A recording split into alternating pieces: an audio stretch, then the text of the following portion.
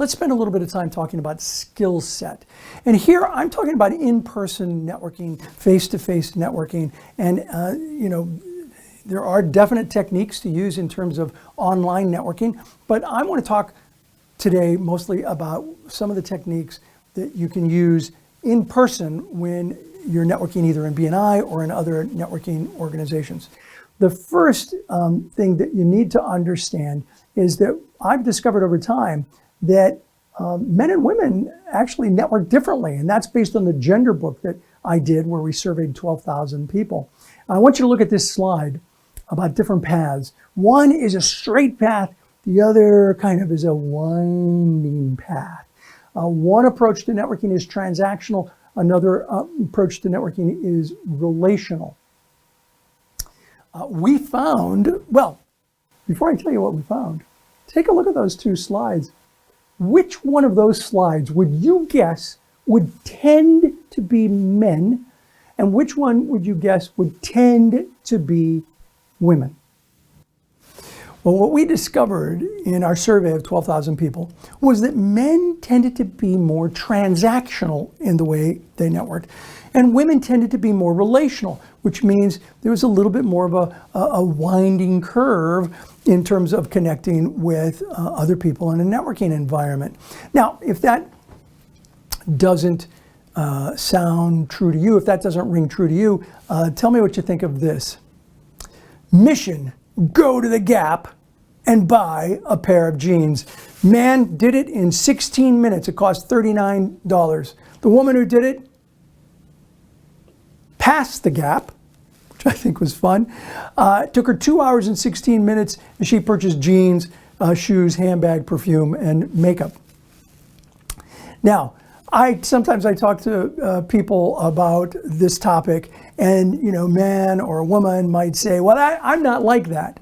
Okay, well, this isn't about you. This is about the survey of 12,000 people we did, and we found that women tended to be more relational. They meandered through their networking way more than men tended to do.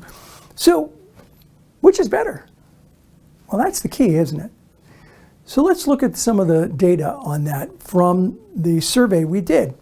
On average, men and women spent about 6.5 hours a week, 6.31 hours a week networking. Men spent 6.44 hours, women spent 6.19 hours a week networking. So men spent a little more time than women. The average percentage of business generated overall was 46.7%. Men generated 43.96% and women generated 49.44%. Let's review. Men spent, based on this survey of 12,000 people, more time networking and generated less business than women did. When we looked at that, we thought this is really interesting. The women have done better than the men at networking in terms of the percentage of business that they generated. What if we just looked at relational versus transactional? And so I merged the data of gender, men and women, and we just looked at relational versus transactional, and it was the same thing. Those people, men and women, who were relational in the way they networked generated a lot more business than those who were just transactional. And so that approach of being relational, meandering around a little bit, is really, really important. It's really effective. Now, I know some guys are out there going, what's that look like? So here's an example of what that looks like. I was at a networking event, had a man on one side, a woman on the other side. And we're all three talking. It was an open group of us talking. And a second woman walks up.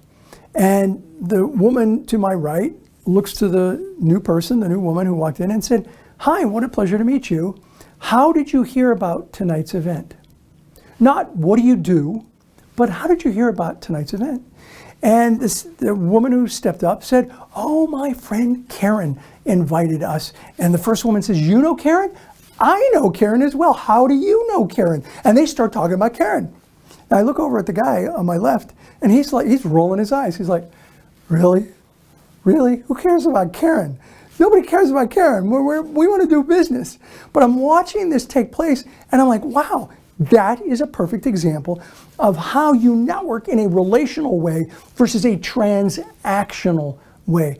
And we discovered that if you network in a relational way, you are going to generate more business. It's about building those connections and relationships with other people. If your network is a mile wide but only an inch deep, it will never be a powerful network. It needs to be both wide and in some places very deep.